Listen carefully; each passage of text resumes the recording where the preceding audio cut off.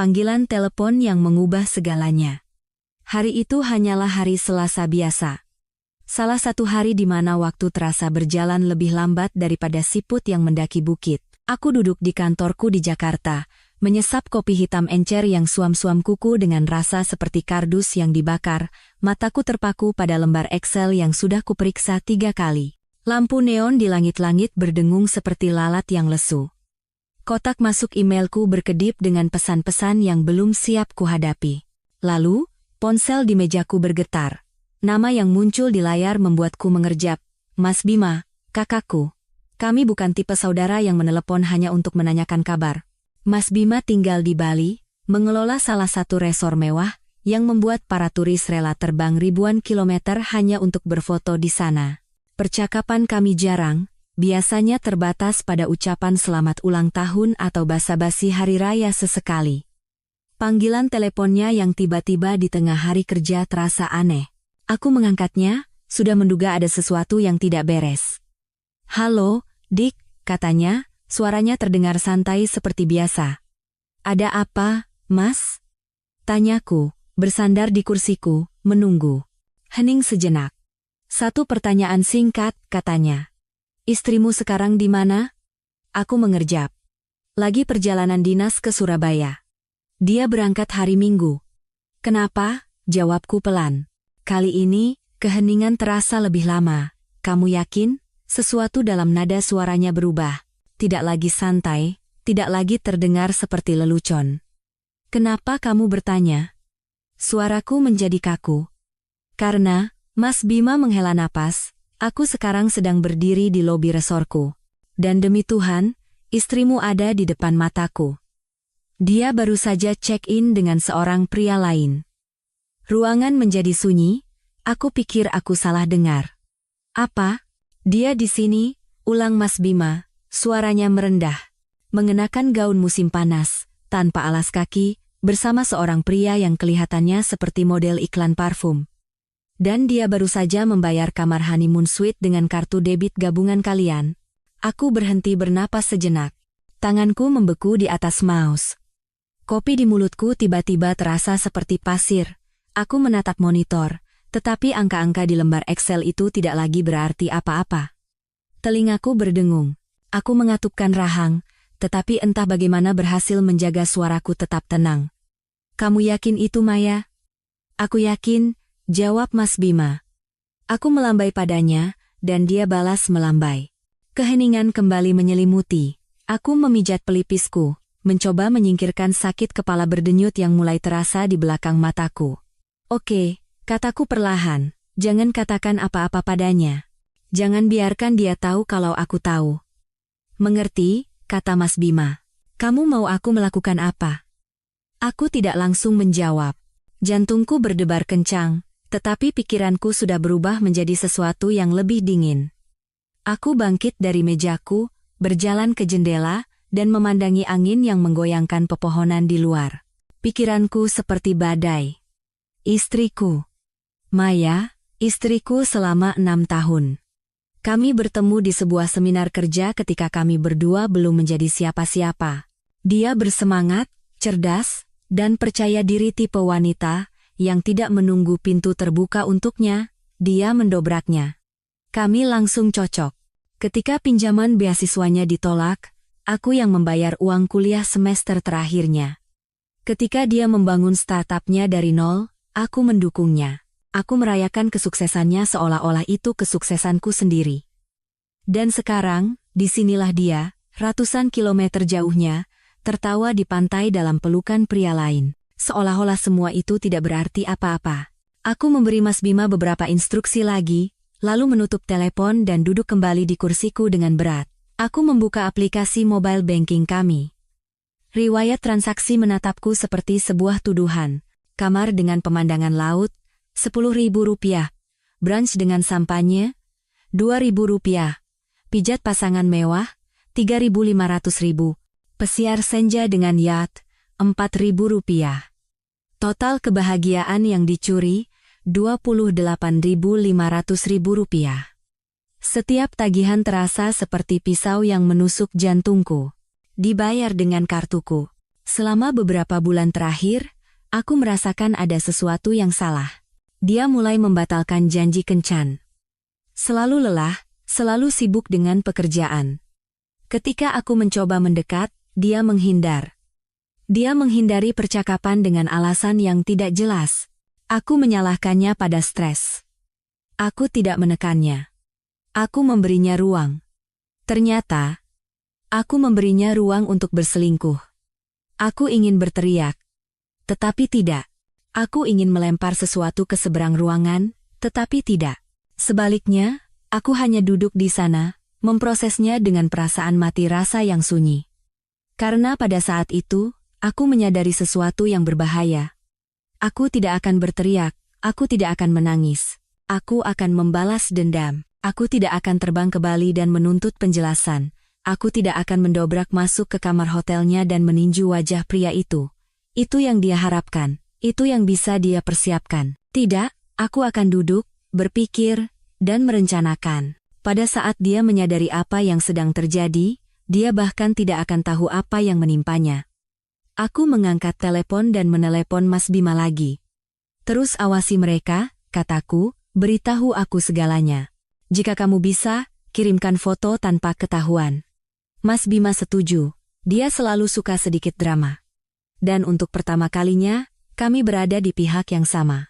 Kemudian, aku menelepon sekretarisku dan memberitahunya bahwa aku tidak akan masuk kantor selama sisa minggu ini. Aku menutup laptopku. Aku menuang segelas whisky untuk diriku sendiri, duduk di sofa, dan menatap foto pernikahan kami di rak ruang tamu. Aku ingat cara dia tertawa hari itu, sumpah yang dia ucapkan. Suaranya yang sedikit bergetar saat dia berkata, selamanya. Seharusnya aku tahu saat itu juga. Beberapa orang mengatakan selamanya, tetapi yang mereka maksud adalah sampai sesuatu yang lebih berkilau datang. Aku mendentingkan gelasku ke udara. Dia pikir aku bodoh. Dia pikir aku tidak akan pernah tahu. Tapi dia lupa siapa aku. Dia lupa bahwa aku memperhatikan, melihat pola, dan membangun hidupku di atas struktur dan ketelitian. Dia sedang bermain-main di surga. Dan sekarang, aku akan menunjukkan padanya bahwa pengkhianatan memiliki konsekuensi. Dan Bali akan menjadi tempat terakhir yang tidak akan pernah dia lupakan seumur hidupnya. Hal yang lucu tentang pengkhianatan adalah ia tidak datang sekaligus. Ia merembes masuk, seperti air dingin yang merayap di bawah pintu. Awalnya lambat, lalu membasahi segalanya sebelum kau sadar kau sedang tenggelam dalam banjir. Malam itu, aku duduk di ruang tamuku yang gelap, membiarkan semuanya meresap. Satu-satunya suara adalah denting es di gelasku dan derit pelan AC di atasku.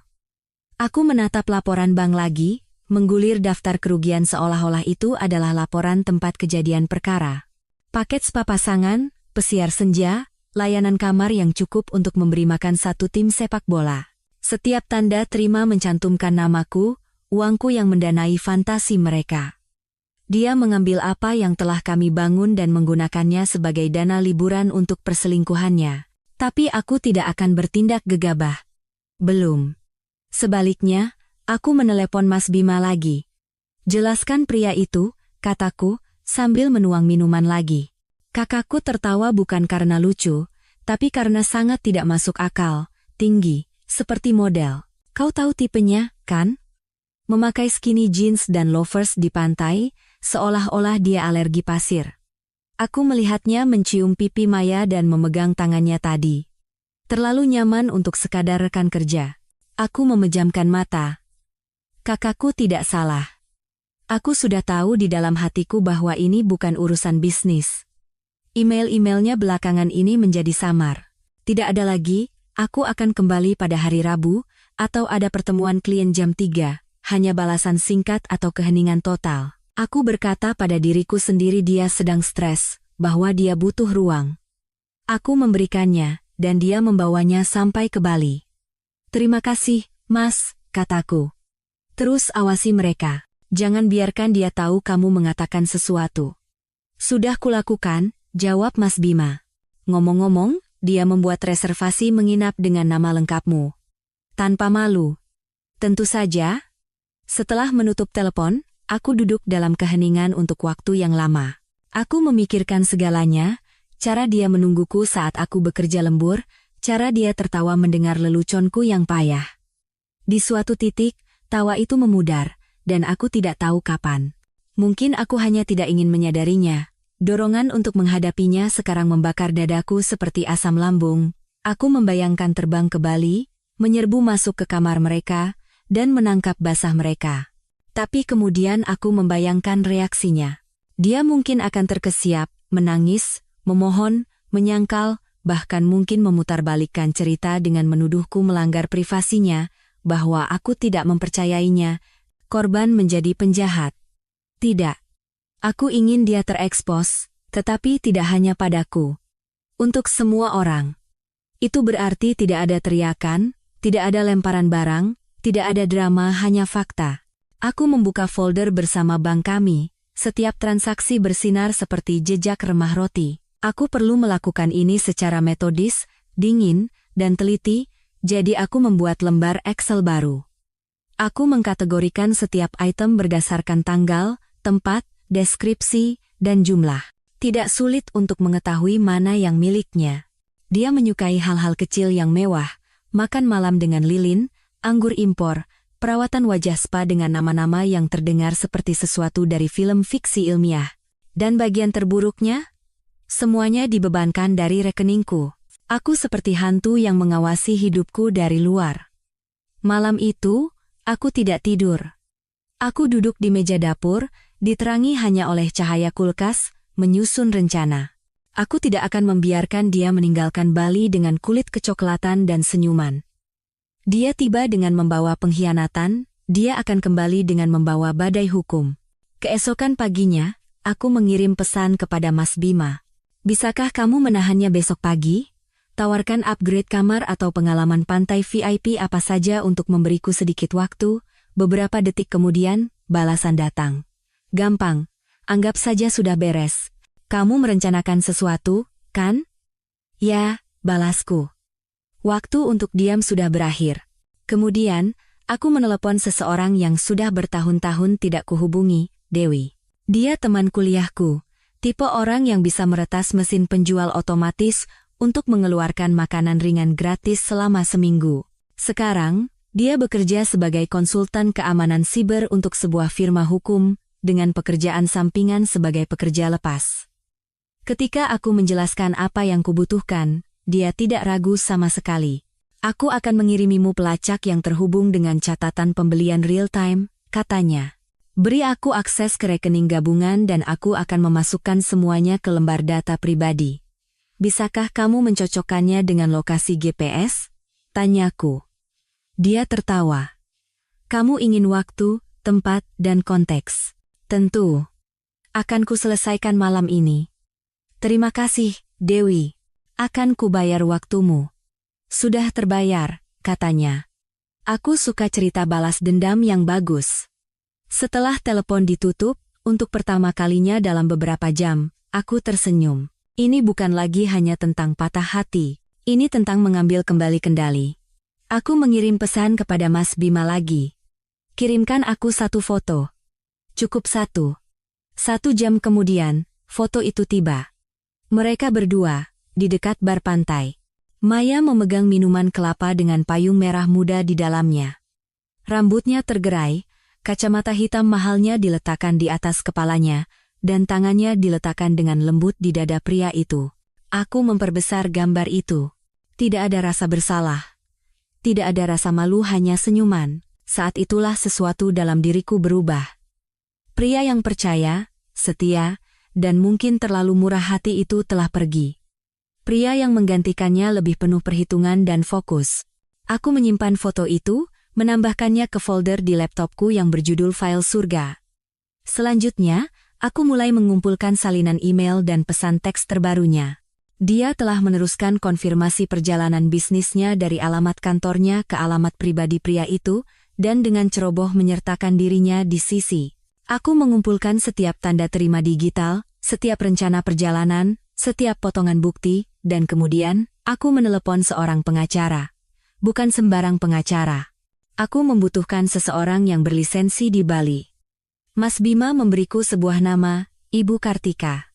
Seorang pengacara perdata, tajam seperti kaca, terkenal karena menjatuhkan para petinggi hanya dengan satu folder dokumen dan alis yang terangkat. Aku mengiriminya bukti-buktiku melalui email. 30 menit kemudian, kami melakukan panggilan video. Saya tidak hanya ingin cerai, kataku padanya. Saya ingin mengajukan klaim finansial untuk penggunaan dana secara curang. Dan saya ingin surat gugatan itu diserahkan kepadanya saat dia masih di Bali. Ibu Kartika mengangkat alis. Anda tidak main-main. Tidak lagi, kataku. Dia mengangguk. Kirimkan semuanya kepada saya akan menyusun gugatannya. Kapan Anda akan tiba? Aku ragu-ragu, saya belum memesan tiket pesawat. Sebaiknya Anda segera melakukannya, katanya sambil tersenyum. Surga tidak akan selamanya tenang, dan dengan itu, aku menutup laptopku, bersandar, dan melihat foto itu sekali lagi. Maya pikir dia sedang menjalani hidup terbaiknya.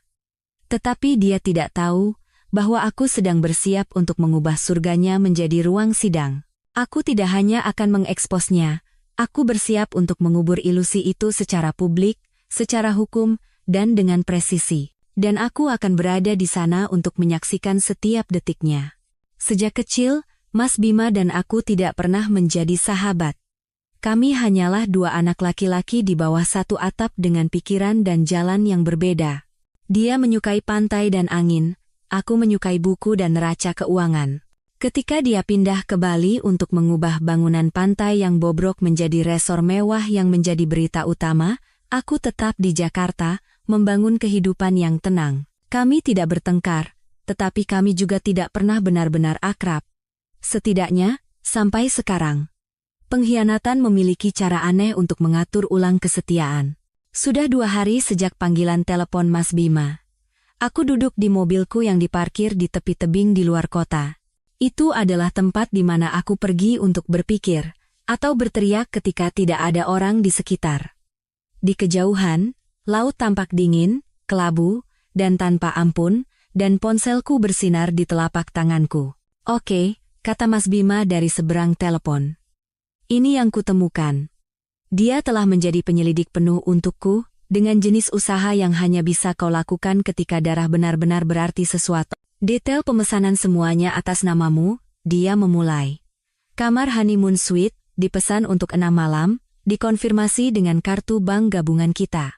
All inclusive, sampainya selamat datang, layanan turndown, pemandangan laut, aku memejamkan mata. Dokumennya sudah kukirim ke emailmu, katanya. Dan aku juga mendapatkan rekaman CCTV. Dari sudut yang tidak mencolok.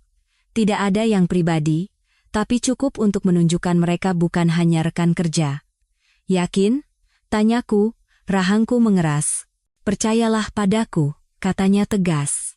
Mereka tidak sedang membicarakan bisnis. Mereka berciuman di bar kolam renang, saling merangkul. Aku melihat mereka menari di pesta taman resor tadi malam. Perutku terasa melilit. Apa yang dia katakan padamu?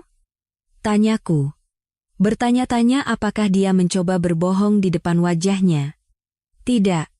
Hanya tersenyum seolah semuanya baik-baik saja. Dia bahkan tidak berkedip ketika aku menyapanya.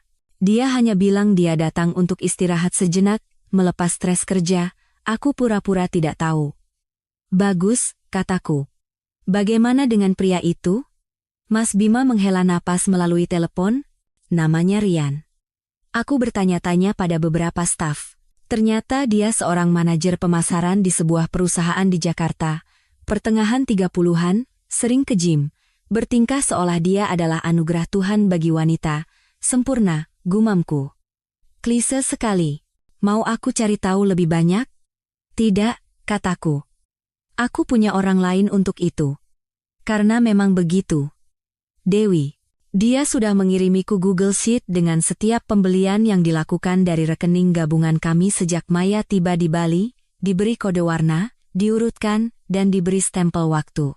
Bahkan termasuk koordinat GPS dari toko dan restoran yang dia kunjungi.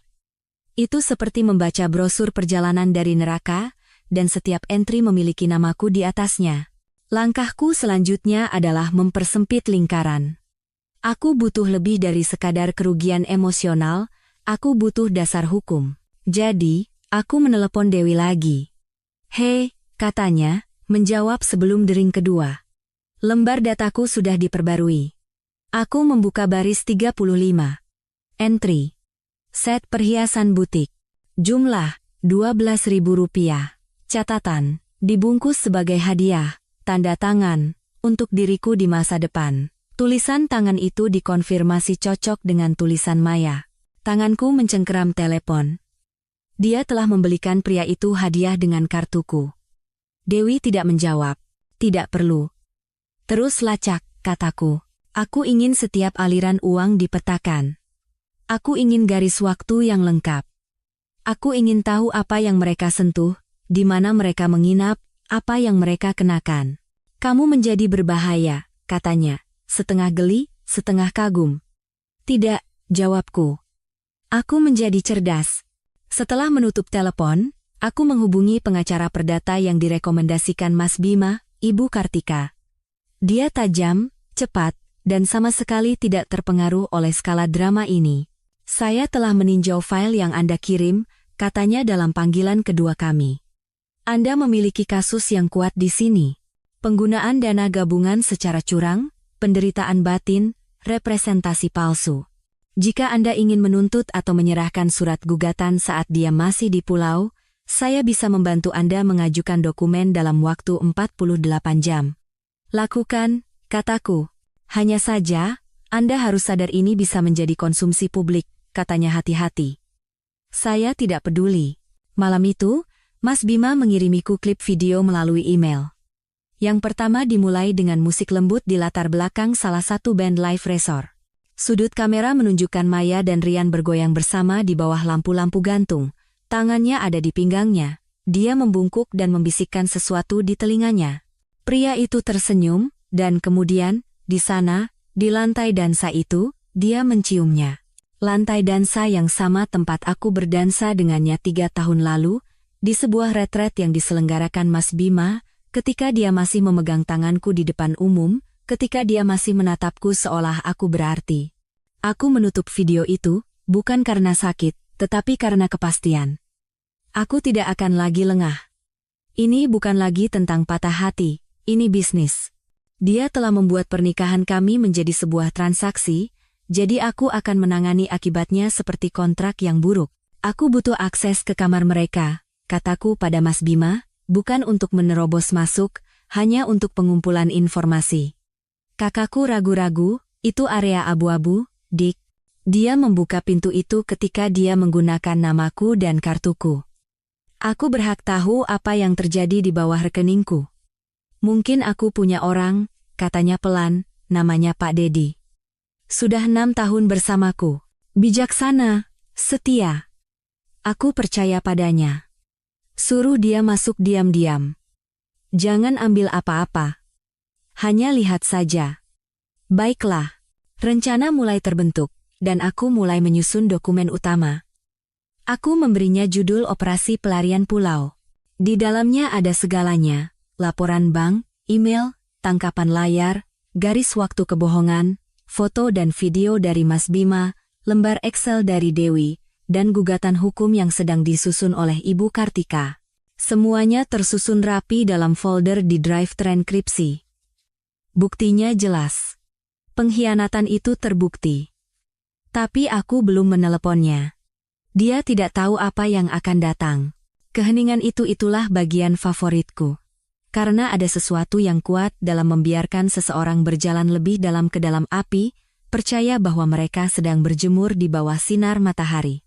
Mereka minum sampanye, memposting foto pantai, dan tersenyum di depan cermin, sementara tanah di bawah kaki mereka mulai retak. Pada akhir pekan ini, yang ada di bawah kakinya bukan lagi pantai. Itu akan menjadi ruang sidang.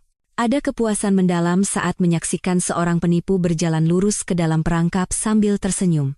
Dan dalam kasus ini, perangkap itu datang dengan pemandangan laut dan mimosa gratis.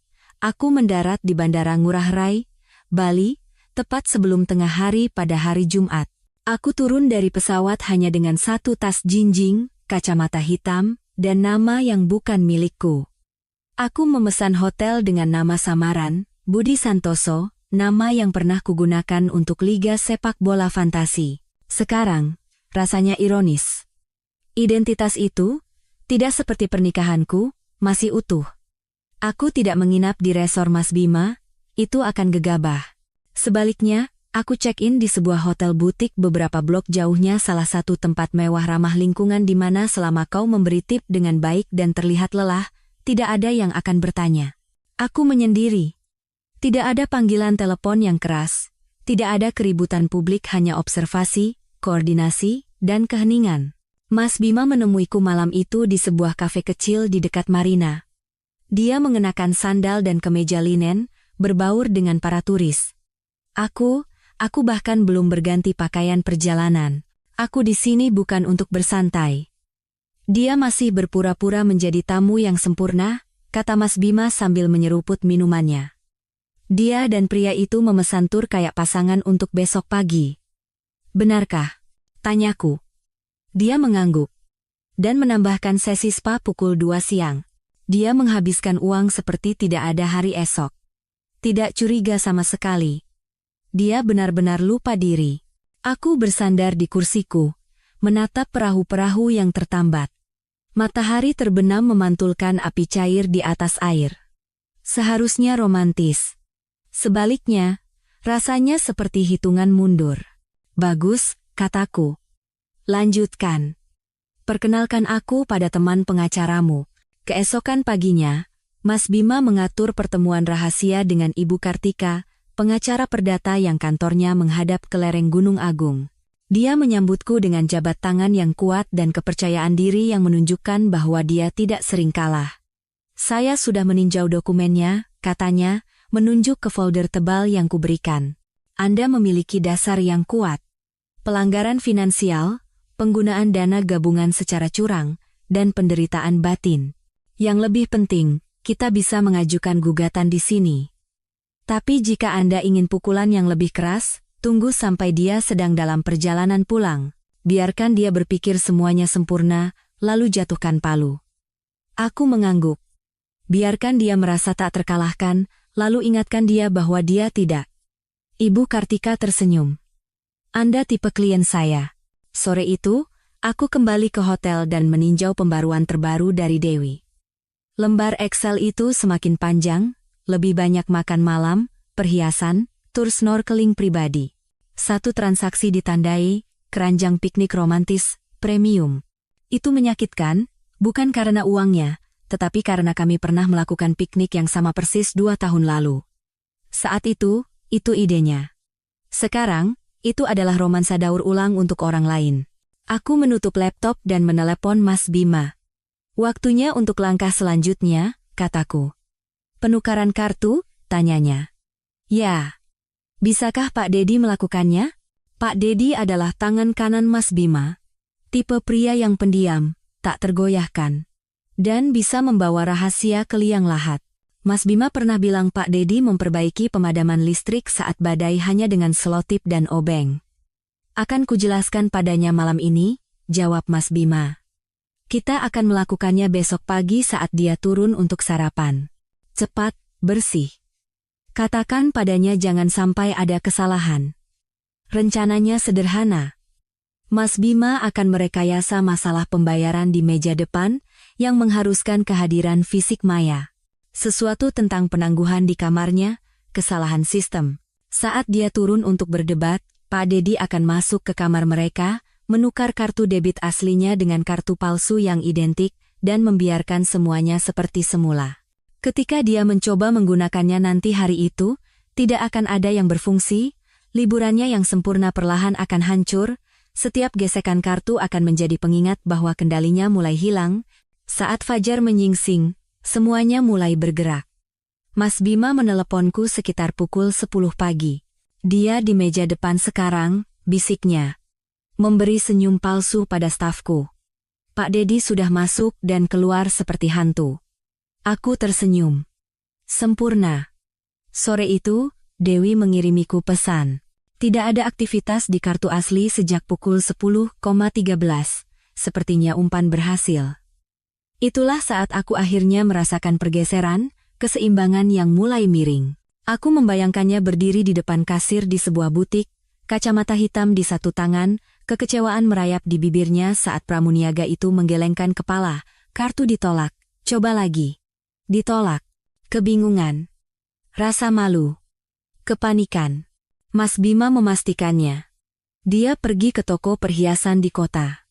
Mencoba membeli kalung emas, tapi ditolak. Dia mencoba lagi, tidak berhasil. Rian tampak bingung, dia tampak marah. Dan sekarang mereka kembali ke resor. Dia sedang menelepon seseorang, mungkin Bang. Atau mungkin kamu. Aku terkekeh. Biarkan saja dia menelepon. Aku, tentu saja, tidak mengangkatnya. Belum siap. Dia perlu merasakannya lebih lama. Tapi aku belum selesai. Aku menulis pesan singkat di selembar kertas putih dan memasukkannya ke dalam amplop. Lalu, aku mencetak salah satu tangkapan layar paling jelas dari dia mencium Rian di pantai dan memasukkannya juga. Di atas kertas, aku hanya menulis satu baris. Tersenyumlah. Ini tidak akan menjadi liburan lagi. Aku menyerahkannya kepada Mas Bima di lobi malam itu. Berikan ini padanya besok pagi. Secara pribadi. Katakan itu dari tamu rahasia, lalu pergi saja. Dia membolak-balik amplop di tangannya. Dia akan mengamuk. Itulah tujuannya. Malam itu, aku kembali ke kamar hotelku yang sunyi. Aku berdiri di dekat jendela, menyaksikan laut menghantam bebatuan, dan memikirkan diriku seminggu yang lalu, pria yang buta, lelah, dan mencoba memperbaiki sesuatu yang sudah hancur. Sekarang, aku tidak mencoba memperbaiki apapun.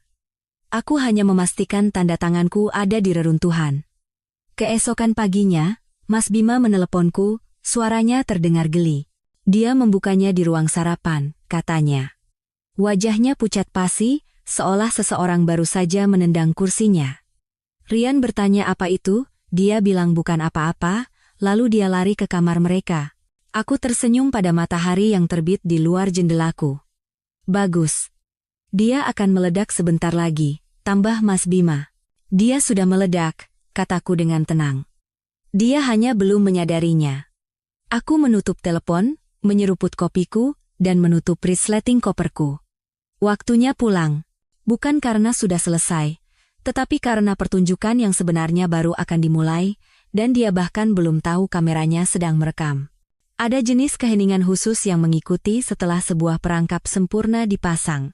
Bukan kosong, tetapi penuh seperti udara sebelum badai, atau keheningan di ruang sidang sebelum putusan dibacakan. Itulah keheningan tempatku duduk keesokan paginya setelah Mas Bima menyerahkan amplop itu. Keheningan yang tebal dan penuh penantian. Aku tidak terburu-buru. Aku membiarkan waktu melakukan tugasnya. Tepat pukul 11.03. Panggilan pertama masuk. Maya. Aku melihat namanya berkedip di layarku. Aku tidak bergerak. Aku biarkan berdering. Dan lagi. Aku membisukan ponselku dan meletakkannya menghadap ke bawah di atas meja. Tanganku tidak gemetar, napasku tenang. Aku telah membayangkan bagian ini selama berhari-hari proses kehancurannya. Tetapi tidak ada yang bisa dibandingkan dengan sensasi menyaksikan dunianya runtuh secara real time. Dia menelepon 6 kali lagi selama 1 jam berikutnya. Aku tidak menjawab. Sementara itu, Dewi terus mengirimiku pembaruan atau lebih tepatnya, kurangnya pembaruan dari pelacak kartu. 12.12. Ditolak lagi. Kali ini di kafe pantai. Mencoba 3 kali. Keindahan balas dendam yang baik adalah ia tidak berisik. Ia tidak membanting pintu atau meneriakkan tuduhan. Ia membisikkan kebenaran di tempat kebohongan pernah bersemayam. Penukaran kartu ini adalah itu. Bukan balas dendam dalam arti klasik, tetapi sebuah pengungkapan, satu gesekan kartu pada satu waktu. Mas Bima mengirim pesan di pertengahan sore. Dia bertanya kepada semua orang di meja depan mengapa kartunya tidak berfungsi. Dia pikir ini kesalahan hotel. Biarkan saja, balasku. Aku membayangkannya berdiri di sana dengan gaun musim panas mahalnya, mencoba tersenyum sementara kebingungan menyelimuti wajahnya. Rian mungkin berdiri di dekatnya, melipat tangan, bertanya-tanya apa yang dia sembunyikan. Apakah dia tahu? Tanyaku dalam hati. bahwa kamar yang mereka tinggali dipesan atas namaku? Apakah dia memperhatikan bahwa setiap kali dia menandatangani tanda terima, dia menggunakan nama keluarga yang pernah dia sumpahi dengan bangga? Tapi yang terbaik belum datang. Aku telah menyiapkan amplop kedua. Yang ini lebih berat, lebih tebal, dan penuh dengan kebenaran. Di dalamnya, aku memasukkan laporan bank yang dicetak, dengan setiap baris yang sesuai dengan perjalanan mereka disorot. Lembar Excel yang disusun Dewi, diurutkan berdasarkan tanggal, tempat, dan biaya. Konfirmasi pemesanan kamar resor, dengan nama lengkapku di atasnya. Surat gugatan cerai yang telah disusun oleh Ibu Kartika. Dan terakhir, sebuah flash drive USB yang diberi label dengan rapi. Di flash drive itu ada rekaman video yang dikumpulkan Mas Bima.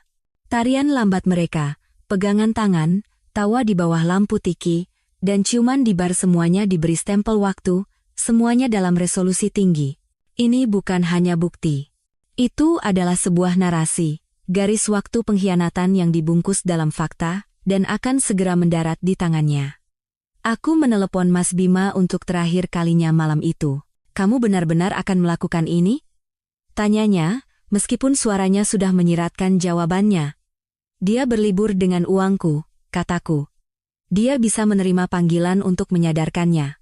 Keesokan paginya, Mas Bima mendekatinya di lobi hotel, sama seperti sebelumnya. Nyonya Arya, katanya. Aku tertawa, ketika dia menceritakannya nanti, dia tidak mengoreksinya. Dia sudah terlalu terbiasa dengan aktingnya sehingga lupa untuk berhenti. Seorang tamu meninggalkan ini untuk Anda, tambahnya, menyerahkan amplop itu. Dia mengambilnya tanpa curiga. 20 menit kemudian, ponselku berdering lagi. Kali ini, nomor tak dikenal. Aku tidak menjawab. Kemudian Mas Bima menelepon. Dia membukanya di kamar, katanya. Aku tidak bisa melihat, tapi salah satu staf kebersihan bilang dia melempar sesuatu ke dinding, lalu mulai berteriak. Pada Rian. Pria itu keluar dari kamar 10 menit kemudian. Dia tampak seperti baru saja ditampar. Apakah Maya mengikutinya? Tidak. Dia membanting pintu. Rian berjalan sendirian ke bar kolam renang dan memesan tequila pada pukul 10 pagi. Itu hampir puitis. Aku bisa membayangkannya di sana, dengan kemeja pantainya, menatap ombak, tiba-tiba menyadari bahwa dia hanyalah properti dalam kekacauan orang lain. Bahwa semua yang dijanjikan Maya padanya, kebebasan, cinta, petualangan, dibangun di atas uang curian dan nama pinjaman. Malam itu, aku mendapat telepon dari Ibu Kartika. Dia telah resmi menerima surat gugatan, katanya. Surat cerai, klaim finansial, dan pengakuan penerimaan semua bukti pendukung. Dia tahu dia tertangkap, dan gugatan telah diajukan. Kami akan menindaklanjutinya saat dia kembali ke Jakarta. Tapi berdasarkan video dan catatan bank, kasus ini kuat. Aku berterima kasih padanya dan menutup telepon. Malam itu, aku tidak merayakannya. Aku tidak bersulang untuk kemenangan atau menelepon teman-teman untuk membual. Aku hanya berdiri di balkon kamarku, menyaksikan pasang naik, mendengarkan suara lembut ombak yang menghantam pasir. Aku memikirkan segalanya. 6 tahun pernikahan, pengorbanan yang tak terhitung jumlahnya, malam-malam sunyi saat aku begadang menyelesaikan rencana bisnisnya, cara kepalanya bersandar di bahuku saat dia tertidur, hal-hal kecil yang membentuk sebuah kehidupan. Dan cara dia menghancurkannya, satu persatu, demi seorang pria yang bahkan tidak mampu membayar minumannya sendiri. Di suatu tempat di bawah sana, di kamar hotel lain, dia sedang mondar-mandir, panik, berebut menelepon bank, pengacara, siapapun yang mau mendengarkan.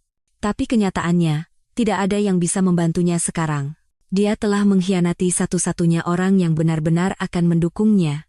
Dia telah salah mengira kebaikan sebagai kelemahan. Dan ketika dia memutuskan untuk memperlakukan pernikahan kami seperti permainan, dia lupa satu hal penting. Aku tidak pernah kalah ketika aku tahu aturannya, dan sekarang, akulah yang menulis aturannya. Keesokan paginya, dia check out. Mas Bima mengirim pesan, pergi terburu-buru. Tidak bilang siapa-siapa. Rian juga sudah pergi. Bagus, balasku. Aku naik pesawat pulang sore itu. Tidak ada kelas 1, tidak ada upgrade, Aku tidak butuh kemewahan, aku punya kedamaian. Dan terkadang, itu lebih berharga daripada apapun yang bisa dibeli dengan uang. Aku duduk di dekat jendela, menyaksikan awan berlalu, dan merasa lebih ringan dari yang kurasakan selama berbulan-bulan. Masih ada pertempuran yang harus diperjuangkan di depan sidang pengadilan, penyelesaian, pembagian aset. Tetapi bagian tersulitnya sudah berakhir. Dia telah melihat kebenaran. Dia telah merasakan bagaimana rasanya menjadi tidak berdaya. Dan dia akan selamanya tahu bahwa pria yang coba dia tipu bukanlah orang bodoh yang dia kira. Dia adalah orang yang membuat langkah terakhir. Pukul 05.041 pagi ketika ponselku berdering lagi. Aku baru saja sampai di rumah malam sebelumnya, meletakkan tasku di dekat pintu, dan langsung masuk ke kamar mandi tanpa menyalakan lampu. Aku perlu membersihkan bali dari diriku bau pengkhianatan, dosa yang melekat pada angin laut dan kebohongan. Aku bahkan belum membongkar koper. Tas itu tergeletak tak tersentuh di samping tempat tidurku, di mana ponselku yang disetel kemode senyap bergetar hidup, layarnya menyala. Maya. Aku biarkan berdering. Dan lagi. Dan lagi. 9 kali dalam waktu kurang dari 20 menit, sebelum akhirnya aku menjawab. Aku tidak mengucapkan sepatah kata pun pada awalnya. Aku hanya membiarkan beratnya keheningan menjangkau dia melalui kabel telepon. Halo? Katanya. Suaranya kecil. Aku tetap diam. Kamu di mana? Tanyanya. Suaranya serak karena kurang tidur. Aku akhirnya berbicara, suaraku tenang dan hening. Di rumah. Ada jeda di pihaknya. Aku bisa mendengar suara latar pintu ditutup, mungkin langkah kaki. Dia mungkin sedang mondar-mandir. Di rumah, ulangnya. Kenapa? Apa yang terjadi? Aku hampir bisa mendengarnya mencoba menyusun kepingan-kepingan itu, tetapi tidak ada skenario yang telah dia siapkan yang akan cocok dengan realitas yang dia hadapi. Kenapa kartuku tidak berfungsi? Tuntutnya, suaranya diwarnai keputusasaan. Kenapa ditolak di setiap toko kemarin? Aku menelepon bank, mereka bilang dibekukan. Apa-apa yang kamu lakukan? Apa yang aku lakukan? Ulangku pelan. Itu pertanyaan yang berani. Dengar, dia memulai dengan cepat, aku tahu bagaimana kelihatannya semua ini, tapi bukan seperti itu, jangan, potongku. Dia terdiam. Aku berdiri di jendela rumah kami, menatap lingkungan sekitar yang baru saja mulai bangun. Alat penyiram menyala di seberang halaman, dan para pelari pagi lewat dengan earphone terpasang, sama sekali tidak menyadari bahwa sebuah pernikahan sedang dibedah sepotong demi sepotong melalui panggilan telepon ini. Kamu bilang padaku kamu di Surabaya, kataku datar. Kamu mengemasi tas, memberiku ciuman selamat tinggal, dan bilang kamu akan bertemu klien di kota. Ya, dan aku tidak, kamu tidak, kataku.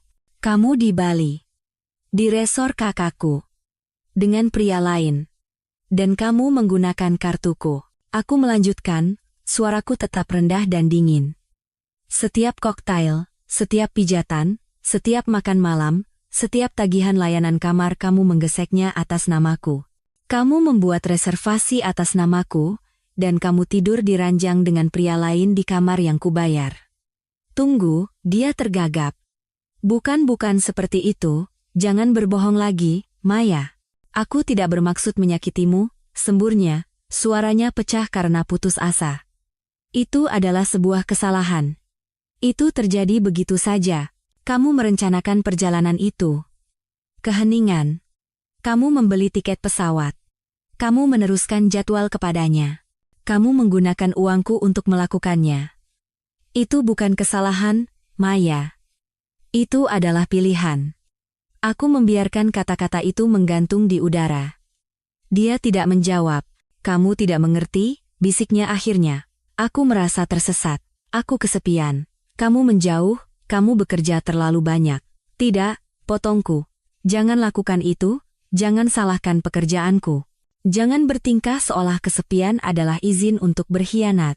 Kamu bisa saja bicara padaku, kamu bisa saja bilang ada yang salah. Sebaliknya, kamu mengemasi tas, tersenyum di wajahku, dan terbang ke surga untuk bermain dengan orang lain. Tidak ada alasan. Dia tahu itu. Suaranya pecah. Tolong. Aku minta maaf. Aku tidak pernah bermaksud sejauh ini. Semuanya menjadi rumit. Aku bingung. Kamu tidak bingung saat memesan kamar mewah itu. Kamu tidak bingung saat membelikannya kalung dengan kartuku. Dia terkesiap. Kamu tahu. Aku tahu segalanya, kataku. Setiap tagihan, setiap tempat, setiap video, setiap kebohongan. Dia benar-benar diam sekarang. Apakah kamu benar-benar berpikir kamu bisa lolos begitu saja? Tanyaku. Apakah kamu pikir aku akan duduk di sini sementara kamu menguras rekening kita dan berlibur dengan orang lain? Aku hanya. Dia terbata-bata. Aku butuh sesuatu yang berbeda. Aku tidak berencana menyakitimu. Sumpah. Aku masih mencintaimu. Aku hampir tertawa. Tidak, Maya, kataku. Kamu mencintai apa yang kuberikan padamu? Keamanan, uang, citra. Kamu mencintai versi diriku yang tidak tahu apa yang kamu lakukan. Dia menangis pelan saat itu. Aku tidak menyela. Aku tidak menghiburnya. Aku tidak tahu harus berbuat apa, katanya di sela isak tangis. Aku mengacau. Kamu akan menerima sebuah paket pada pukul 9 pagi, kataku dengan tenang. Apa? Ke kamarmu? Dikawal oleh manajer hotel. Buka. Baca semua yang ada di dalamnya. Lalu kemasi barang-barangmu, dan check out. Kamu akan pulang sendirian. Dia terisak. Apa isinya? Kenyataan, kataku. Sesuatu yang selama ini kamu hindari. Aku bisa memperbaikinya, mohonnya. Tolong. Aku tahu aku menyakitimu, tapi aku akan melakukan apa saja. Katakan saja bagaimana cara memperbaikinya. Kamu tidak bisa, kataku. Ini bukan lagi tentang rasa sakit. Ini tentang siapa yang kamu pilih saat kamu pikir aku tidak melihat. Aku tidak bermaksud jatuh cinta padanya, bisiknya. Dan di sanalah itu. Kebenaran, aku tidak bergeming. Maya, kataku pelan. Kamu memilihnya. Kamu memesan penerbangan. Kamu mengemasi tas. Kamu berbagi tempat tidur. Kamu menggunakan kartuku untuk mendanai ilusi itu. Itu tidak terjadi begitu saja. Itu butuh usaha. Itu butuh niat. Keheningan. Lalu suara terkecil yang pernah kudengar darinya. Aku takut, seharusnya begitu. Telepon hening untuk waktu yang lama. Aku bisa mendengar napasnya. Mungkin dia pikir aku akan melunak. Mungkin dia pikir aku akan berkata, pulanglah, kita akan menyelesaikannya. Tapi aku sudah menyelesaikannya, dan dia tidak lagi punya tempat di dalamnya. Aku harus pergi, kataku. Tunggu, tapi aku menutup telepon. Aku berdiri dalam keheningan rumahku untuk waktu yang lama setelah itu. Dindingnya terasa sedikit lebih lebar, udaranya sedikit lebih jernih.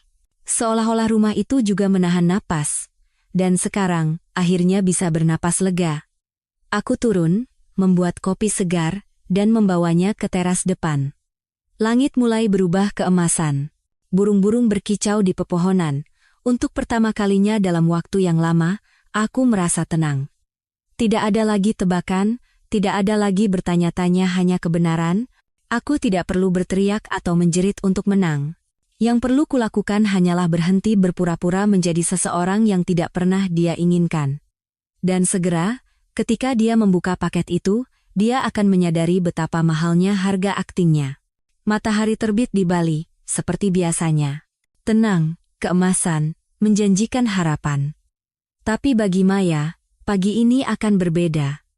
Aku membayangkannya terbangun di kamar mewah itu, angin laut merayap melalui tirai, suara ombak yang samar di kejauhan. Sejenak, mungkin dia lupa segalanya. Mungkin dia mencari Rian. Mungkin dia masih berharap ini semua hanya mimpi buruk, tapi mimpi buruk tidak datang dengan dokumen. Tepat pukul 9 pagi, Mas Bima melaksanakan kesepakatan kami. Dia berjalan ke kamar mereka, mengetuk 2 kali, dan menyerahkan amplop kedua padanya. Yang ini lebih tebal dari yang terakhir. Dia tidak mengucapkan sepatah kata pun, hanya tersenyum sopan, berbalik, dan pergi. Di dalam amplop itu ada akhir dari semua yang dia pikir dia kendalikan. Surat gugatan cerai dicetak di atas kertas putih bersih, dengan huruf tebal dan lambang firma hukum Ibu Kartika di bagian atas. Itu merinci setiap contoh pelanggaran kepercayaan, setiap penyalahgunaan finansial, setiap alasan hukum mengapa aku mengakhiri pernikahan. Tidak ada basa-basi, hanya fakta. Bersamaan dengan itu, aku menyertakan perintah pembekuan resmi yang melarang aksesnya ke semua rekening gabungan, investasi, dan hak properti. Tim Ibu Kartika telah membekukan semuanya. Rumah, mobil, bisnis, aset Maya sekarang tidak memiliki akses ke apapun yang telah kami bangun bersama. Juga disertakan adalah rinciannya. Lembar Excel lengkap, diberi kode warna dan label, yang menunjukkan setiap rupiah yang dia habiskan menggunakan namaku. Tanda terima dari resor, restoran, toko-toko mewah, bahkan pom bensin. Setiap baris adalah paku di peti mati. Dewi telah melakukan pekerjaan luar biasa dalam menyusun semuanya, itu lebih mirip berkas kasus penuntutan daripada dokumen. Tapi yang benar-benar akan membuatnya terdiam, yang akan membuatnya terkesiap, adalah item terakhir di dalam amplop itu. Sebuah flash drive USB hitam kecil, diberi label dengan rapi. Di dalamnya ada 4 klip video terpisah, masing-masing diambil dari sistem keamanan Mas Bima, dengan tanggal dan stempel waktu. Tidak ada ambiguitas, tidak ada gambar buram resolusi rendah yang bisa diperdebatkan. Ciuman di bawah lampu tiki. Tangan Rian di pahanya di kursi santai tepi kolam renang. Cara Maya tertawa sambil bersandar padanya saat pesta taman resor. Cara dia bersandar di lehernya saat mereka kembali ke kamar mereka di malam hari, semuanya ada di sana. Dan Rian terekspos juga. Itulah bagian yang tidak dia pikirkan. Dia bekerja di sebuah perusahaan di Jakarta. Maya pernah memberitahuku bahwa perusahaan itu konservatif, ketat, dan terkenal memecat karyawan karena hubungan kantor atau perilaku sosial yang tidak pantas. Dia tidak pernah berpikir aku akan tahu. Dia tidak pernah berpikir Mas Bima akan melacak rekaman itu. Dia tidak pernah membayangkan aku akan sejauh ini, tapi aku melakukannya. Karena cinta bukan lagi intinya. Ini tentang rasa hormat. Sekitar 30 menit setelah Mas Bima menyerahkan amplop itu, aku mendapat telepon darinya. Kamu tidak akan percaya apa yang baru saja terjadi, katanya, setengah geli. Ceritakan, jawabku. Dia turun ke lobi dengan marah, memegang amplop itu seolah-olah baru saja menggigitnya. Dia menuntut untuk berbicara dengan manajemen. Lalu dia ingin bicara denganku, tanyaku. Aku menemuinya di luar pintu depan, katanya. Dia mulai berteriak. Bertanya apakah aku bekerja sama denganmu. Dia bilang itu pelanggaran privasi. Aku biarkan dia bicara. Bijaksana. Lalu Rian keluar. Dia tampak terkejut, mungkin dia sudah melihat videonya. Aku bersandar di kursiku, dia tahu. Oh, ya, wajahnya mengatakan segalanya. Dia tidak marah, dia takut. Mungkin menyadari akibat yang akan dia hadapi. Bagus. Mereka bertengkar di sana, di depan semua orang, kata Mas Bima. Dia bilang dia akan memperbaikinya, dia menyebut pengacara. Lalu dia pergi begitu saja. Bahkan tidak menunggunya. Bagian itu tidak mengejutkan. Dia telah menukar 6 tahun realitas dengan 6 hari fantasi. Dan sekarang dia ditinggalkan dengan sebuah amplop penuh kebenaran dan nama yang tidak ingin dihubungkan dengan siapapun. Malam itu, aku menerima email dari asisten Ibu Kartika, semuanya telah diterima. Klaim itu valid. Dokumen-dokumen itu telah disahkan dan diverifikasi. Aku sekarang secara hukum terpisah, menunggu persidangan, dan aku memiliki kasus pelanggaran finansial yang kuat, dan startup yang kubantu Maya dirikan. Aku sudah mencopotnya dari dewan direksi. Ketika kami membentuk perusahaan, dia tidak memperhatikan detailnya. Aku mempertahankan posisi pemegang saham mayoritas, dengan 60% saham perlindungan standar jika dia ingin menjual lebih awal. Aku tidak pernah berpikir akan menggunakannya seperti ini, tapi sekarang rasanya seperti polis asuransi. Aku mengirimkan pemberitahuan pemecatannya ke email perusahaannya malam itu, berlaku segera. Dia dipecat. Tidak ada lagi CEO, tidak ada lagi mitra, tidak ada lagi hubungan dengan apapun yang kubangun. Pukulan terakhir datang ketika Mas Bima memberitahuku bahwa salinan video telah sampai ke perusahaan Rian. Bukan aku yang mengirimnya, tentu saja. Tapi seseorang tanpa nama yang hanya menulis subjek email, saya pikir tim SDM Anda mungkin ingin melihat ini. Aku tidak perlu bertanya siapa. Dewi. Dia selalu punya selera waktu yang tepat.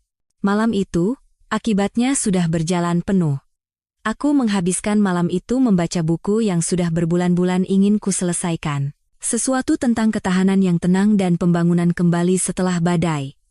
Lucunya, aku memahaminya lebih baik sekarang. Ponselku berdering sekali lagi. Sebuah pesan teks dari nomor tak dikenal. Tolong, bisakah kita bicara? Hanya sekali. Tolong? Aku tidak membalas. Karena apa lagi yang harus dikatakan? Dia telah menyiram bensin di atas hidup kami dan menyalakan korek api, berpikir aku tidak akan pernah mencium bau asapnya. Tapi sekarang, dialah yang tercekik olehnya. Dia telah berbohong di wajahku, menggunakan uangku, mencium pria lain di bawah atap kakakku, dan berpikir dia bisa lolos hanya dengan menangis. Tidak kali ini. Aku melangkah ke balkon, menghirup udara malam yang sejuk, dan membiarkannya memenuhi paru-paruku. Tidak perlu lagi balas dendam. Aku sudah menang.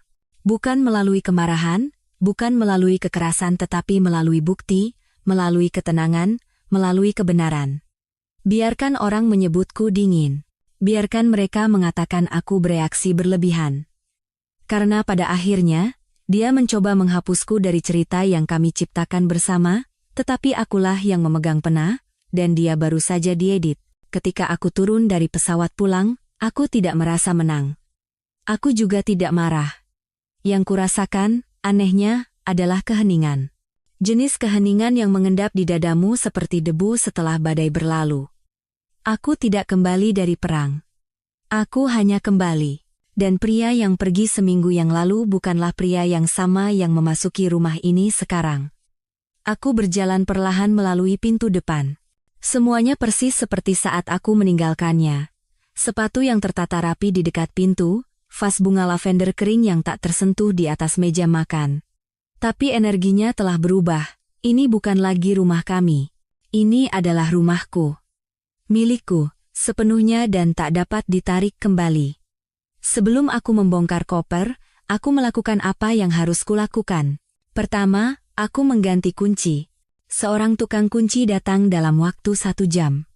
Aku tidak menjelaskan alasannya, tidak perlu.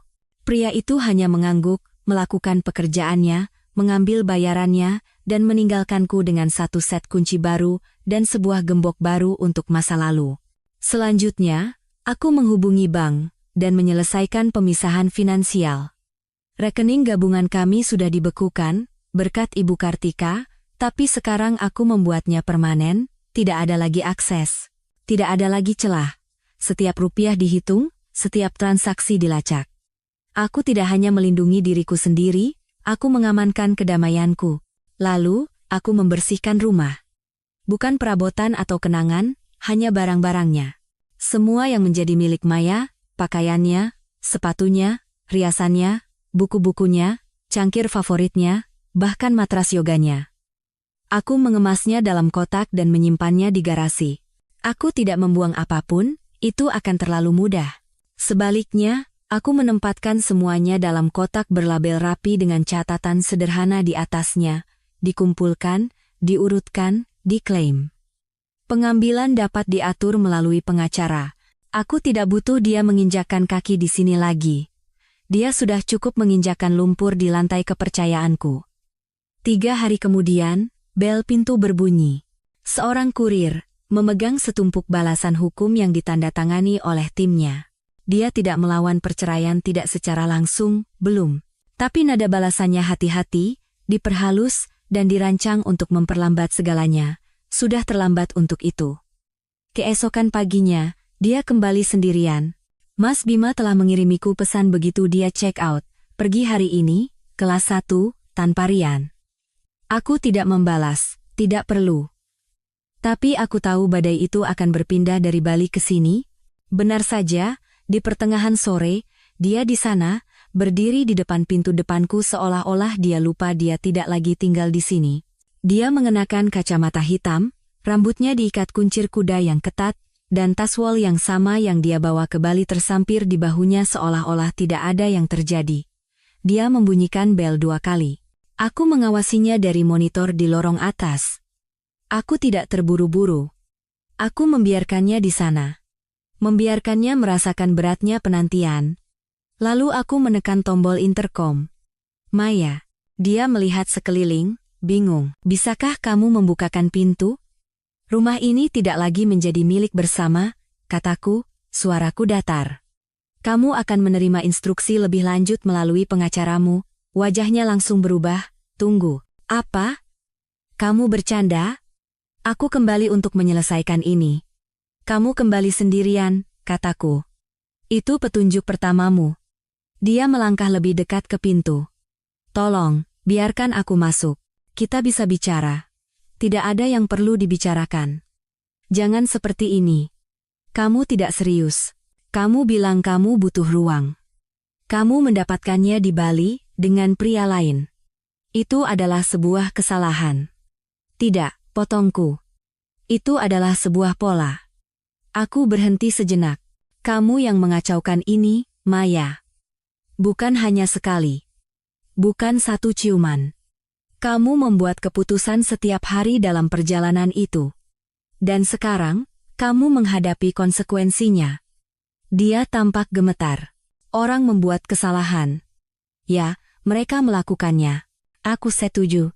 Tapi tidak semua orang mengkhianati orang yang memberi mereka segalanya. Keheningan yang mengikuti terasa berat. Lalu suaranya pecah. Para tetangga melihat. Aku melirik ke bawah jendela. Benar saja. Nyonya Siti dari seberang jalan berhenti menyiram tanamannya. Seorang pria yang berlari dengan anjingnya melambat untuk melihat. Bahkan tukang pos melirik lagi sebelum kembali ke vannya.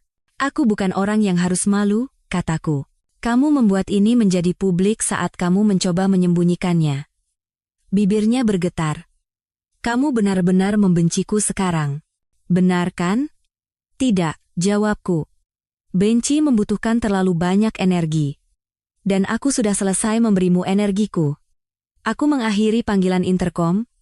Dia berdiri di sana selama 30 detik lagi. Lalu dia berjalan kembali ke jalan, di mana taksi yang menunggunya masih ada, masuk ke dalam mobil tanpa menoleh ke belakang, dan pergi. Malam itu, orang tuanya menelepon. Aku ragu-ragu untuk menjawab, tetapi rasa ingin tahu menang. Halo, kataku. Ada keraguan sejenak. Nak, kata ibunya, suaranya tegang. Kami sudah mendengar semuanya. Kami hanya ingin mendengar versimu. Anda ingin versi saya? Ya, tambah ayahnya. Maya sangat sedih. Dia bilang ini tidak seperti kelihatannya. Selalu begitu, kataku. Dia pergi ke Bali dengan pria lain. Dia menggunakan kartu bank saya. Dia memesan kamar atas nama saya. Dia berbohong kepada kita semua. Jika Anda mencari seseorang untuk dikasihani, saya bukan orangnya, hening lama. Maafkan kami, nak, kata ibunya akhirnya. Kami tidak tahu. Tidak, jawabku. Anda hanya tidak bertanya. Aku menutup telepon. Aku tidak berutang penjelasan pada mereka. Tidak setelah 6 tahun mereka mengabaikan retakan yang dia ciptakan, menyebutnya sebagai bagian dari karakternya. Malam itu, aku duduk di teras belakang dengan segelas air, menyaksikan langit berubah menjadi oranye.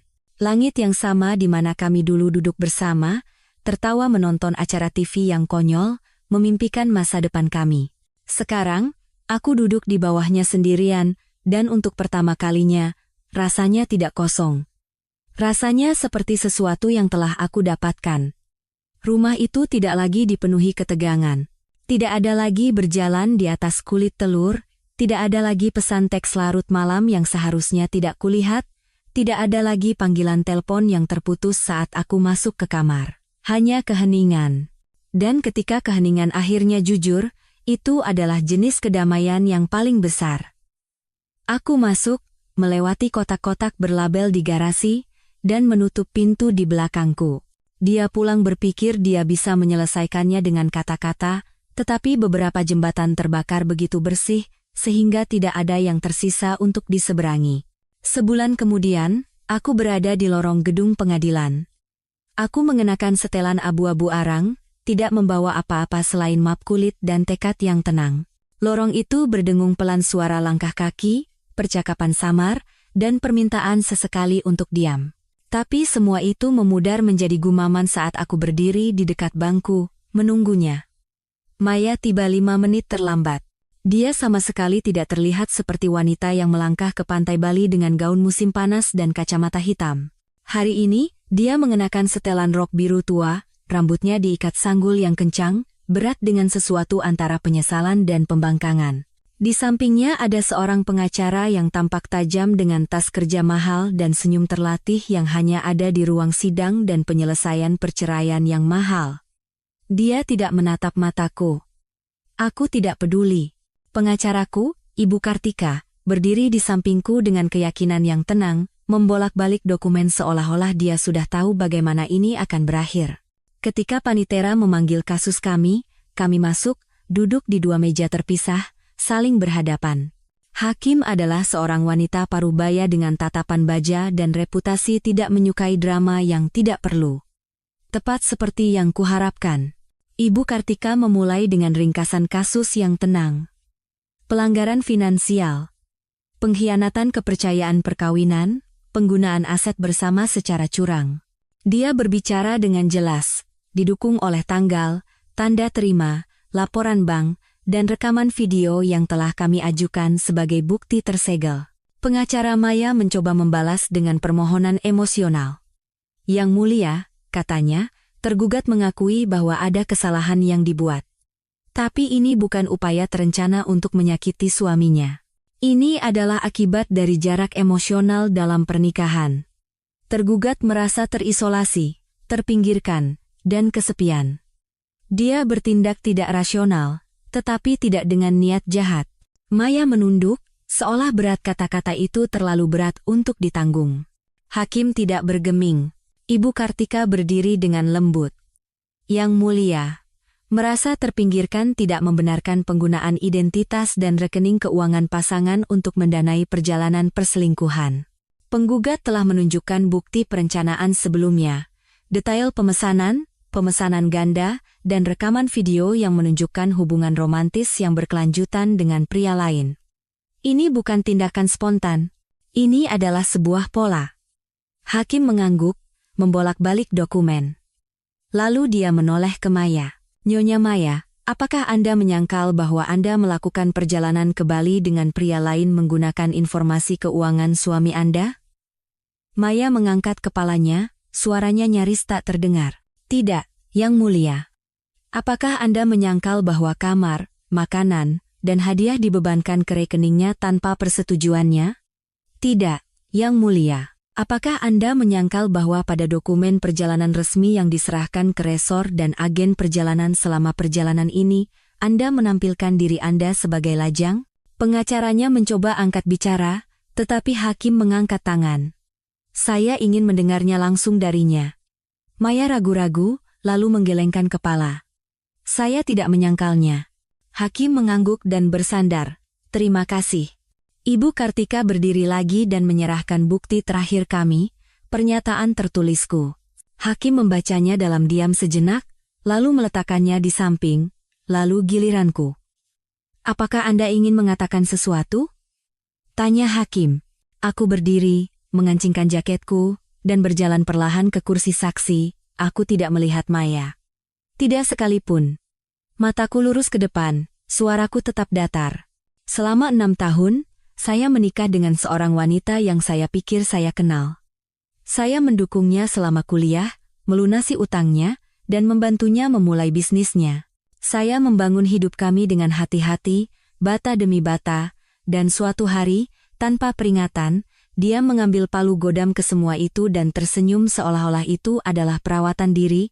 Beberapa orang di galeri penonton bergeser. Aku melanjutkan. Dia merencanakan perjalanan dengan pria lain. Dia berbohong di depan wajah saya. Dia menggunakan dana bersama kami uang saya untuk membiayai liburan yang dia sebut perjalanan bisnis. Dia membeli perhiasan untuk orang lain sambil berpura-pura menjadi orang lain. Dia melakukan pengkhianatan finansial dan pengabaian emosional dalam satu tindakan. Aku berhenti sejenak. Dan ketika dia tertangkap, dia tidak meminta maaf. Dia tidak pulang dan mengaku. Dia panik karena ilusinya hancur. Aku akhirnya menoleh sedikit, cukup untuk meliriknya. Kamu punya waktu 6 tahun untuk memperbaiki keadaan, kataku lembut. Kamu memilih perjalanan 5 hari daripada seumur hidup. Aku mundur, mengangguk kepada hakim, dan kembali ke tempat dudukku. Ruangan itu sunyi. Hakim menyesuaikan kacamatanya, melirik tumpukan bukti sekali lagi, lalu memberikan putusannya. Pengadilan menemukan bahwa bukti-bukti sangat mendukung penggugat, katanya dengan tegas. Perceraian dikabulkan, berlaku segera. Rumah, aset bank, dan bisnis startup diberikan sepenuhnya kepada penggugat. Selain itu, tergugat harus membayar kembali dana yang disalahgunakan sebesar Rp72.000. Seperti yang didokumentasikan. Pengacara Maya mencoba mengajukan permohonan pengurangan pembayaran. Hakim memotongnya.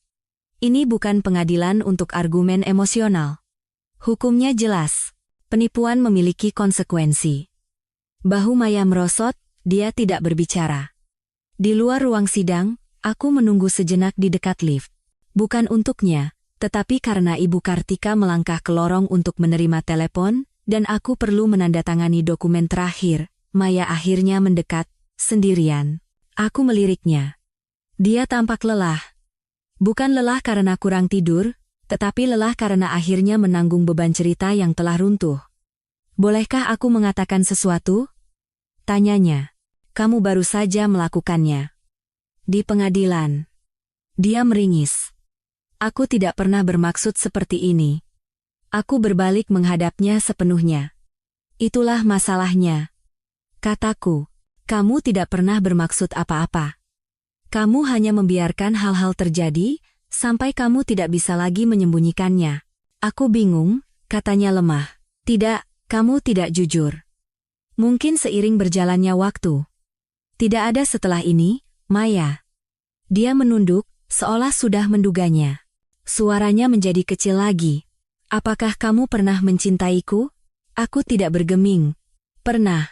Sepenuhnya. Dan kamu mengubahnya menjadi dokumen.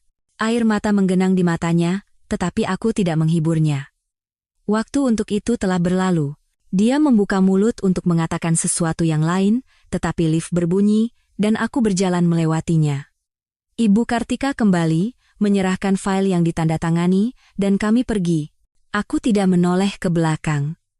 Malam itu, aku membuka sebotol anggur dan berdiri di balkonku lagi. Angin mulai bertiup. Udaranya telah berubah. Di suatu tempat di jalan, Maya akan menceritakan versinya. Mungkin kepada teman-teman, mungkin kepada seseorang yang baru, mungkin bahkan kepada dirinya sendiri. Tapi aku tidak peduli lagi. Karena cerita yang penting yang dengan kebenaran dan bukti dan akhir yang bersih sudah selesai. Aku masuk ke pengadilan dengan fakta, aku keluar dengan kebebasan.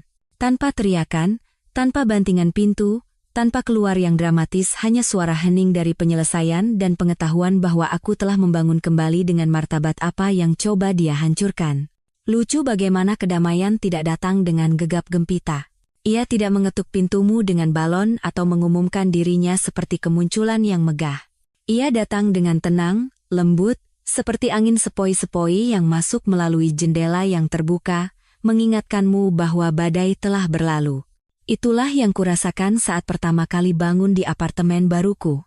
Sinar matahari merayap melalui tirai, menciptakan garis-garis emas di lantai kayu. Anjingku ya, akhirnya aku mengadopsi seekor anjing. Namanya Milo meringkuk di kaki tempat tidur, mendengkur pelan. Dia adalah anjing penyelamat, anjing kampung kecil yang keras kepala yang suka memonopoli selimut dan menggonggong pada bayangannya sendiri di cermin. Entah bagaimana, kehadirannya membuat ruangan terasa hidup, nyata. Seolah-olah aku tidak hanya ada, aku sedang pulih. Apartemen itu tidak besar. 1 kamar tidur, 1 kantor, dan dapur terbuka. Tetapi semua yang ada di dalamnya adalah milikku. Setiap barang yang kubawa memiliki makna. Foto-foto berbingkai di rak adalah teman, perjalanan, dan keluarga. Tidak ada foto pernikahan, tidak ada senyum setengah terpaksa, hanya aku, dalam semua momen jujur ketika akting tidak diperlukan. Beberapa minggu setelah sidang pengadilan, aku secara resmi pindah dari rumah yang pernah kami tinggali bersama. Meskipun hakim memberikannya kepadaku, aku tidak berjuang untuk mempertahankannya. Aku tidak ingin tinggal di museum kenangan yang rusak. Aku menjualnya, mendapat tawaran yang bagus juga. Pasangan muda, baru menikah, bersemangat memulai hidup bersama. Aku memberikannya kepada mereka, membiarkan mereka mengisi ruang itu dengan harapan, bukan sejarah. Maya tidak menentang penjualan itu. Dia hampir tidak mengatakan apa-apa setelah putusan, dan aku kembali hidup. Aku mulai bersepeda lagi pada hari Minggu, seperti yang biasa kulakukan sebelum bertemu dengannya, hanya aku dan angin, tanpa tujuan, tanpa jadwal, hanya mengikuti jalur sepeda di sepanjang sungai.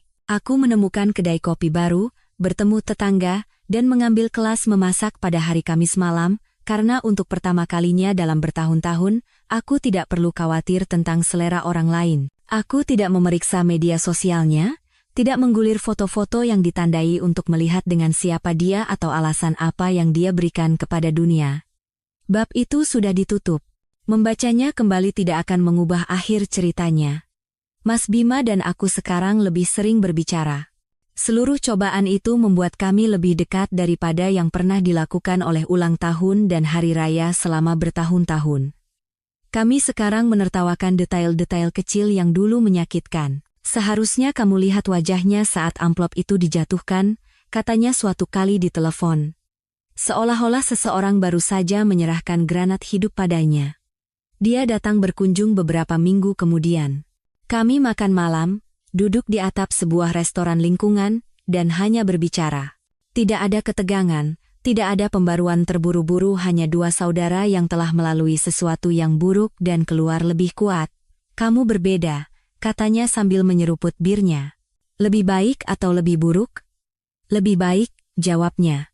Kamu terlihat lebih ringan. Seolah-olah kamu akhirnya bisa bernapas. Aku mengangguk. Begitulah rasanya. Lalu ada Ibu Kartika. Apa yang dimulai sebagai hubungan yang murni profesional perlahan berkembang menjadi sesuatu yang tidak kuduga. Kami tetap berhubungan setelah kasus selesai. Awalnya tentang dokumen, lalu tentang kehidupan. Suatu malam, kami minum di sebuah bar yang tenang di pusat kota. Dia berbeda di luar pengadilan, lebih santai, lebih hangat. Ketajamannya masih ada, tetapi dilembutkan oleh rasa ingin tahu yang tulus. Dia bertanya bagaimana kabarku bukan dengan cara basa-basi, tetapi seolah-olah dia benar-benar ingin tahu. Saya sedang belajar untuk menjadi egois lagi, kataku padanya. Dia tersenyum. Bagus. Anda pantas mendapatkannya. Pada akhir malam itu, aku menyadari bahwa aku tidak pernah memikirkan Maya sekalipun. Bukan kebohongannya, bukan videonya, bukan suara yang pernah meyakinkanku bahwa dia tidak akan pernah menyakitiku. Hanya aku, dan wanita yang duduk di seberangku, minum anggur dan tertawa tanpa kepura-puraan. Itu tidak berubah menjadi sesuatu dalam semalam. Aku tidak terburu-buru atau memaksakan romansa. Aku membiarkannya berkembang sebagaimana mestinya proses penyembuhan, lambat, mantap, dan penuh hormat. Mungkin itu akan menjadi lebih. Mungkin tidak. Tapi untuk pertama kalinya, aku baik-baik saja dengan ketidakpastian itu. Suatu Sabtu pagi, aku mengunjungi tempat di mana Maya dan aku dulu sering duduk di masa-masa indah sebuah pemandangan kota yang tersembunyi di belakang taman yang tenang. Aku duduk sendirian di bangku, menyaksikan angin meniup dedaunan di sepanjang jalan. Aku memikirkan semua yang dia ambil dariku, dan semua yang kudapatkan kembali, dia mengambil kepercayaanku. Aku mendapatkannya kembali melalui batasan. Dia mengambil keuanganku. Aku membangunnya kembali dengan niat. Dia mencoba mengambil martabatku. Aku menjawab pengkhianatannya dengan keanggunan, strategi, dan keheningan. Orang sering berkata balas dendam paling baik disajikan dingin. Tapi aku tidak setuju. Balas dendam terbaik adalah menjalani kehidupan yang begitu damai, begitu utuh, dan begitu tanpa penyesalan sehingga orang yang mencoba menghancurkanmu dibiarkan merenungkan betapa tidak pentingnya mereka dalam jangka panjang. Maya pernah meneleponku sekali, beberapa minggu setelah keputusan pengadilan. Aku tidak menjawab. Dia meninggalkan pesan suara. Aku menghapusnya tanpa mendengarkan. Ketika Dewi menelepon, dia tertawa dan berkata, "Kamu adalah bagian dari rentetan karma baikku. Membantumu memberiku tujuan lagi, kamu menyelamatkanku," kataku padanya. "Tidak," jawabnya. "Kamu menyelamatkan dirimu sendiri. Aku hanya memberimu senter." Aku memikirkan itu lama setelah kami menutup telepon, karena dia benar. Aku bisa saja memilih kemarahan. Aku bisa saja menghancurkan semua yang ada di jalanku untuk merasa kuat lagi. Tapi sebaliknya, aku memilih kejelasan. Aku membuat lembar Excel alih-alih berteriak. Aku memilih ruang sidang alih-alih kekacauan. Aku memilih martabat ketika aku memiliki semua hak untuk meledak. Dan karena itu, aku tidak hanya selamat dari pengkhianatan, aku mendefinisikan kembali diriku melaluinya. Sekarang, ketika orang bertanya apa yang terjadi di antara kami, aku tidak menceritakan keseluruhan cerita. Aku tidak mendaftar kebohongan atau biaya atau foto pantai. Aku hanya berkata, dia pergi, berpikir dia menemukan sesuatu yang lebih baik. Aku tinggal, dan aku menemukan kedamaian, dan itu sudah cukup. Karena aku tidak berutang penjelasan kepada dunia tentang bagaimana aku sembuh. Aku hanya berutang pada diriku sendiri kebenaran tentang apa yang aku lalui, dan kebanggaan tentang bagaimana aku melewatinya. Jadi, disinilah aku. 39 tahun. Bercerai, membangun kembali, dan jauh lebih bahagia daripada saat aku menikah. Beberapa orang membakar jembatan untuk mengejar pantai. Aku belajar membangun di atas tanah yang kokoh. Tidak ada lagi kepercayaan yang dipinjam, tidak ada lagi senyum terpaksa, tidak ada lagi selamanya yang palsu. Hanya aku, anjingku, pemandangan kota, dan keyakinan yang tenang bahwa aku tidak akan pernah lagi membiarkan seseorang menghapusku dari ceritaku sendiri, bahkan demi surga sekalipun.